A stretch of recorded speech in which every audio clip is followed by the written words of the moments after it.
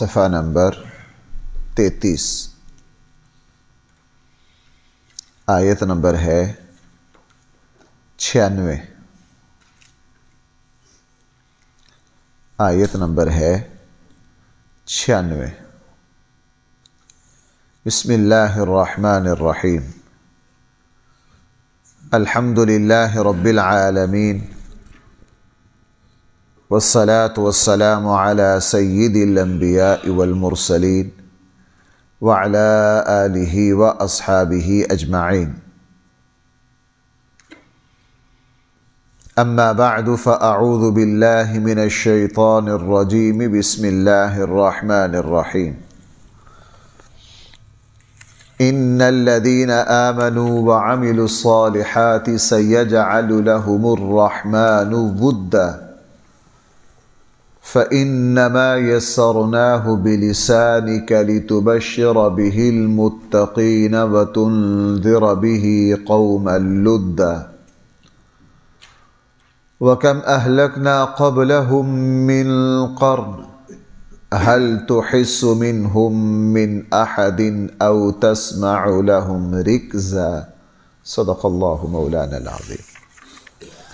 ان الذين آمنوا، یقیناً جو لوگ ایمان لائے، اللہ کی ذات و صفات، انبیاء پر ایمان لائے، رسول اللہ صلی اللہ علیہ وسلم پر ایمان لائے، قرآن کریم پر ایمان لائے، وعملوا الصالحات، اور انہوں نے نیک عمل کیے، سیجعل لهم الرحمن ودا، ان قریب ان کے لیے رحمان جو ہیں وہ محبت پیدا کر دیں گے۔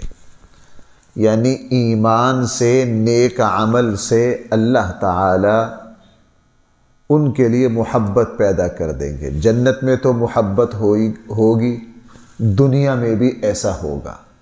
حقیقی معنی میں جو ایمان والے ہوں اور نیک عمل کرنے والے ہوں، ریاکار نہ ہوں، اللہ کے لیے، اللہ کے مخلص بندے آپس میں ایک دوسرے سے محبت رکھیں گے۔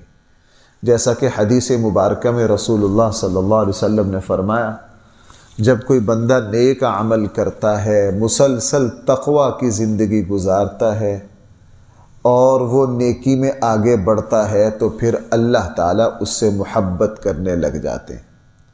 اور جب اللہ تعالیٰ اس سے محبت کرتے ہیں تو اللہ تعالیٰ حضرت جبرائیل علیہ السلام کو حکم دیتے ہیں کہ وہ آسمان کے فرشتوں میں اعلان کریں کہ میں اپنے فلاں بندے سے محبت کرتا ہوں، اور حضرت جبرائیل علیہ السلام وہ اعلان آسمان کے فرشتوں میں کرتے ہیں، اور پھر اس سے اعلان آگے ہوتے ہوتے ایک موقع آتا ہے کہ پھر نیک لوگ سارے اس بندے سے محبت کرنے لگ جاتے ہیں۔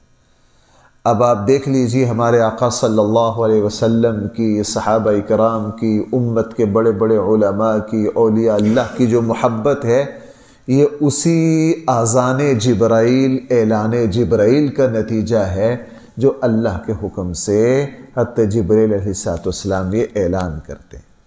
اس لیے یہاں لفظ استعمال کیا ہے سیجعل لهم الرحمن ودا۔ یہ جو ودا ہے، اللہ تعالیٰ کے صفاتی ناموں میں سے ایک نام ہے ودود، وہ اسی سے نکلا ہے۔ ودود کا معنی محبت کرنے والا۔ بھائی ودود کا معنی کیا ہے؟ محبت کرنے والا۔ ایسے نہیں کہ اللہ نے ہمیں پیدا کر کے چھوڑ دیا، نہ، اس اللہ نے ہمیں پیدا کیا اور وہ ہم سے محبت کرتے ہیں، ہم اس کی مخلوق ہیں، ہم اس کا کنبہ ہیں۔ حدیث میں فرمایا گیا کہ لوگ اللہ کے اہل و عیال ہیں، اس لیے اللہ تعالیٰ اپنے بندوں پر جو شفقت ہے اسی کی وجہ سے اس زمین پر ہمیں آباد کر کے ہماری ساری ضروریات کو، چاند، سورج، موسم، بارش، گرمی، سردی، زمین سے نکلنے والی چیزیں، پانی، ان چیزوں کے ذریعے اپنے بندوں کی ضروریات کو پورا کرتے ہیں۔ آگے فرمایا فَإِنَّمَا يَسَّرْنَاهُ بِلِسَانِكَ، یقیناً ہم نے آسان کر دیا قرآن کریم کو آپ کی زبان میں، یعنی ہم نے قرآن کریم کو عربی زبان میں اتارا، رسول اللہ صلی اللہ علیہ وسلم کی زبان۔ یہ بہت بڑا اعزاز ہے۔ قرآن کریم حضور علیہ السلام کا تذکرہ کس شان سے کر رہا ہے؟ ہم نے قرآن کریم کو آسان کر دیا بھائی کس کی زبان پر؟ آپ کی زبان پر، یعنی اللہ کے نبی صلی اللہ علیہ وسلم کی شان اور آپ کا مقام اور مرتبہ بھی یہاں واضح کر دیا کہ ہم نے اپنا پیغام آپ کی زبان میں اتارا ہے۔ ہم نے اپنا پیغام عربی زبان میں کیوں اتارا ہے؟ عربی سے بڑھ کر فصیح اور بلیغ اور محفوظ اور اعلیٰ زبان کوئی ہے نہیں ہے، اور رسول اللہ صلی اللہ علیہ وسلم کے پہلے مخاطبین جو تھے بھائی وہ بھی کیا ہیں؟ عربی۔ اس لیے رسول اللہ صلی اللہ علیہ وسلم، توجہ کرنا، میں ایک اہم بات آپ سے عرض کرنا چاہتا ہوں۔ رسول اللہ صلی اللہ علیہ وسلم نے فرمایا کہ تم عربوں سے محبت کرو اس وجہ سے، ایک تو میں عربی ہوں، دوسرا قرآن کریم ان کی زبان میں اترا ہے۔ اسی لیے رسول اللہ صلی اللہ علیہ وسلم کو افصح العرب کہا گیا ہے، عربوں میں سب سے زیادہ فصاحت و بلاغت والے۔ بھائی سب سے زیادہ فصاحت و بلاغت والے کون ہیں؟ اب ذرا ایک بات سمجھیے، ہندوستان کے ایک صاحب ہیں، قادیانی ہے، پروفیسر ہے، میری آج کل ان سے گفتگو چل رہی ہے۔ وہ سندھ کے کچھ لوگ ہیں، ان کے کچھ رشتہ دار ہوتے ہیں آسٹریلیا میں، ان کو کچھ یہ ورغلا رہے تھے۔ وہ کوئی ڈسکا کے کسی بندے کے ذریعے مجھ سے رابطہ ہوا، تو ان سے مکالمہ چلا، جو آسٹریلیا کے جو مبلغ ہیں قادیانی۔ 3-4 دن کے بعد ان کا پیٹرول ختم ہو گیا۔ انہوں نے پھر ہندوستان کے کوئی نائب صدر ہیں یا کوئی پروفیسر ہیں، بڑا تیز بندہ ہے، ان سے پھر میری اب گفتگو چل رہی ہے۔ میں ان سے، یہ قادیانی جو ہیں یہ اللہ سے کسی سے اتنا نہیں ڈرتے جتنا ریکارڈنگ سے ڈرتے ہیں۔ یہ کہتے ہیں ہم گفتگو کے لیے تیار ہیں لیکن ہماری گفتگو ریکارڈ نہیں کی جائے گی۔ اسی پر بات اٹکی ہوئی ہے کہ آپ مجھ سے ویڈیو کے اوپر گفتگو کریں گے تاکہ وہ ریکارڈ کا حصہ ہو، سب دیکھ سکیں۔ بہرحال یہ تو ایک ضمنی بات ہے، اگر وہ جب میرا مکالمہ پورا ہو گیا شاید انشاءاللہ وہ میں کسی جمعے میں پھر اس کے دلائل کی جو تفصیل ہے وہ آپ سے عرض کروں۔ ان میں سے ایک بات آپ سے عرض کرتا ہوں۔ بھائی میں نے ابھی کہا ہے کہ سب سے قرآن کریم کی زبان میں اترا ہے عربی میں۔ حضور نے فرمایا تم عربوں سے محبت کرو 2 وجہ سے، ایک تو قرآن کریم عربی میں اترا ہے، دوسرا میری زبان۔ اب حضور علیہ اس پر اتفاق ہے کہ رسول اللہ صلی اللہ علیہ وسلم عربوں میں سب سے زیادہ فصیح و بلیغ کون ہے؟ نبی کریم۔ آپ فصیح و بلیغ نہ سمجھے، سادہ زبان میں یوں سمجھ لیجئے کہ عربی کے سب سے بڑے ماہر جو ہیں وہ ہمارے آقا صلی اللہ علیہ وسلم۔ حضور علیہ السلام کی زبان حجت ہے، آپ کا محاورے کو استعمال کرنا عربی میں کیا ہے؟ دلیل ہے۔ اب آئیے ذرا اس پر، اب جب میری اس سے گفتگو چل رہی ہے ما کان محمد ابا احد من رجالکم ولکن رسول اللہ وخاتم، اب وہ مجھے کہاں پکڑ رہا ہے؟ وہ کہہ رہا خاتم کا معنی کیا ہے؟ میں نے کہا جی آخری نبی، ہم یہی کرتے ہیں، میں نے بھی یہی کیا، اس نے مجھے پکڑ لیا۔ اس نے کہا خاتم کا معنی آخری نبی ہونا عربی محاورات سے ثابت کریں، عرب گرامر سے ثابت کریں، عربی لغت سے ثابت کریں۔ تو یہ آپ سوال سمجھیں اس کا؟ تمام قادیانی یہ سوال کرتے ہیں، اور ہم یہاں غلطی کر جاتے ہیں، ہم یہاں عرب محاوروں کی طرف بھاگتے ہیں، وہاں مشکل پیش آتی ہے۔ ہمیں عرب محاوروں کی طرف جانے کی ضرورت ہے۔ میں نے ان سے 2 سوال کیے۔ میں نے کہا مجھے یہ بتائیے کہ رسول اللہ صلی اللہ علیہ وسلم عربی ہیں کہ اجمی؟ کہنے لگے عربی۔ عام چھوٹے موٹے عربی ہیں کہ عربی زبان کے افصح و ابلغ و اعلم؟ کہنے لگے جی افصح ابلغ ہیں، حضور سے بڑا فصیح کوئی نہیں۔ میں نے کہا چلو اچھا، مرزا غلام احمد قادیانی کو عربی آتی ہے؟ اس سے بڑے جوش سے جی بالکل آتی ہے۔ میں کہا جی میں بھی مانتا ہوں آتی ہے۔ ان کی کتنی کتابیں ہیں عربی میں؟ یہ کتابیں ہیں۔ میں نے کہا آپ نے مان لیا کہ سب سے بڑے فصیح و بلیغ رسول اللہ صلی اللہ علیہ وسلم ہیں، آپ نے یہ بھی مان لیا کہ مرزا غلام احمد قادیانی کو بھی عربی آتی تھی، اس کی عربی میں کتابیں ہیں، دونوں باتیں آپ نے مان لی؟ جی مان لی۔ میں نے کہا اب خاتم کا معنی آخری ترجمہ کر رہے ہیں نبی کریم صلی اللہ علیہ وسلم۔ بھائی سمجھے میری بات؟ میں اس کو جمعے میں کسی میں میرے یہ مکالمہ پورا ہو لے، پھر میں کسی جمعے میں جو دلائل کا میرا تبادلہ خیال ہوگا اس کو میں عوامی لہجے میں پوری کسی جمعے کی تقریر میں عرض کروں گا۔ اب خاتم کا معنی قادیانی کرتے ہیں مہر لگانا، ہم خاتم کا ترجمہ کیا کرتے ہیں؟ ہمارے جگہ جگہ لکھا خاتم النبیین، کیا مطلب؟ آخری نبی، جن کے بعد کوئی نبی وہ کہتے ہیں خاتم کا معنی آخری عرب محاوروں میں دکھاؤ۔ ہم کہتے ہیں عرب محاورے جائیں بھاڑ میں، جب عربوں میں سب سے بڑے فصیح و بلیغ آپ کے نزدیک اور ہمارے نزدیک کون ہیں؟ تو حضور کا خاتم کو آخری کے معنی میں استعمال کرنا دلیل ہے یا نہیں؟ ہم عرب لغت کے دروازے پر کیوں جائیں؟ ہم عرب شاعروں کے دروازے پر کیوں جائیں؟ ہم خاتم کے ترجمے کے لیے کس کے دروازے پر جاتے ہیں؟ آپ نے کیا فرمایا؟ انا خاتم النبیین وانتم آخر الامم، میں آخری نبی ہوں۔ رسول اللہ صلی اللہ علیہ وسلم کی 30 سے زیادہ حدیثیں ہیں، آپ علیہ السلام نے خاتم کا ترجمہ کیا کیا؟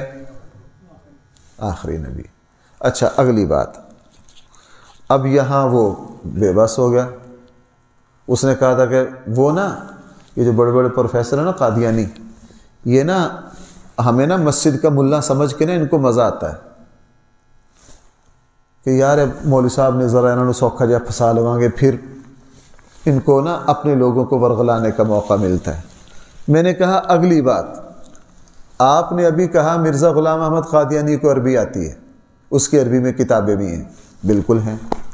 میں نے کہا مرزا غلام احمد قادیانی سے خاتم کا معنی پوچھ لیتے ہیں کیا؟ اب مرزا قادیانی خاتم کا معنی اب کیا کہہ رہا ہے؟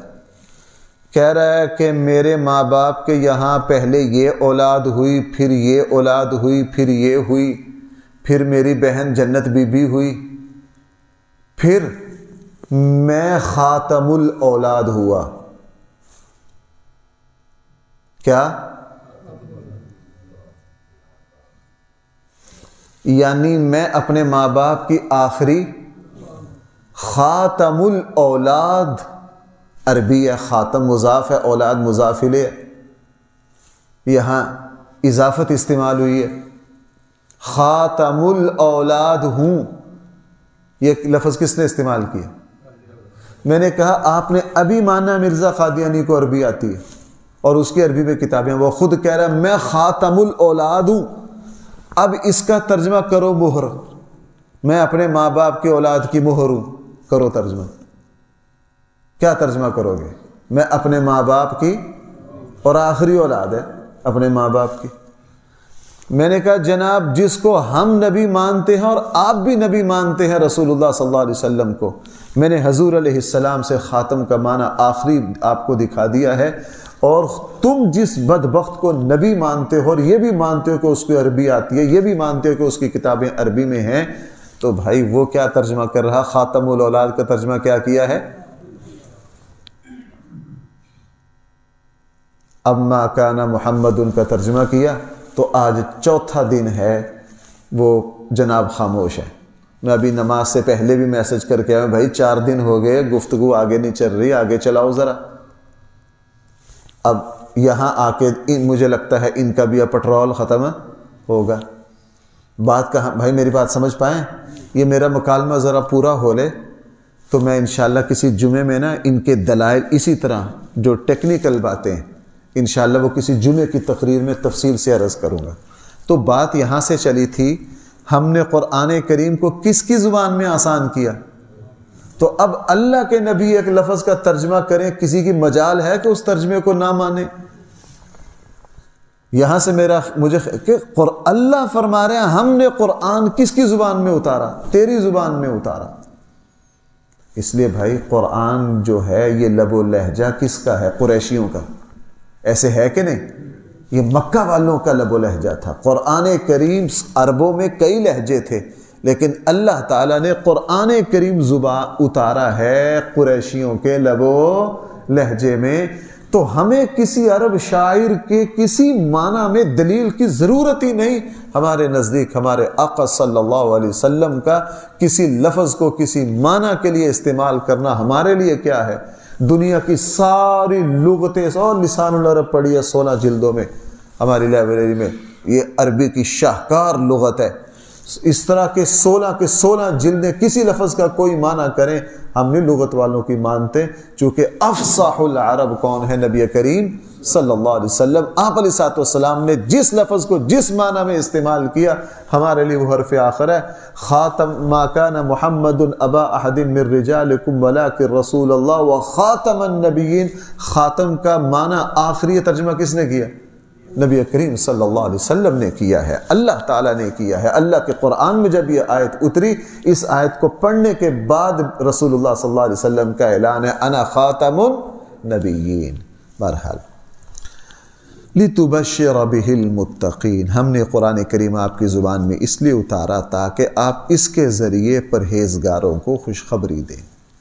وَتُنذِرَ بِهِ قَوْمًا لُدًّا، اور آپ ڈرائیں ان لوگوں کو جو جھگڑالو ہیں، جو بحث برائے بحث کرتے ہیں۔ لدّا، ان لوگوں کو ڈرائیں کہ جناب اپنی چرب لسانی سے تم اسلام، مسلمان، سچائی کے خلاف جو چاہو کرتے رہو، باز آ جاؤ، اللہ تعالیٰ تم سے اس کا کیا لیں گے؟